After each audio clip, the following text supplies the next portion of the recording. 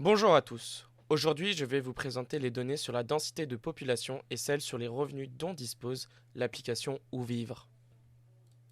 Il existe beaucoup d'informations sur la population, souvent compilées à l'échelle communale. Pour ne pas être noyé sous des informations inutiles, nous avons sélectionné deux indicateurs pertinents produits par l'INSEE et disponibles à une échelle très fine, la densité de population et les revenus par habitant. Commençons par la densité de population.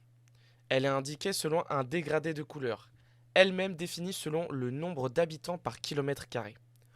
En zoomant, on passe de carreaux d'1 km à des carreaux de 200 mètres.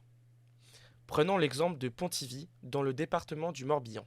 En cliquant sur un carreau, la densité de population dans ce secteur apparaît à droite. À une échelle plus fine, la consultation de ce critère est meilleure en choisissant le fond de carte photo aérienne. Toutes les zones rurales ne se ressemblent pas. À une même échelle, vous pouvez constater des différences. Dans le premier exemple, l'habitat est concentré dans les bourgs, séparés par des espaces agricoles et naturels. Dans le second, l'habitat est très dispersé sur le territoire. Dès à présent, explorons le deuxième critère représentant les revenus. La navigation se fait selon le même principe et le clic vous donne le revenu annuel moyen des individus. Enfin, cette carte est une illustration flagrante des inégalités de revenus dans la première couronne parisienne.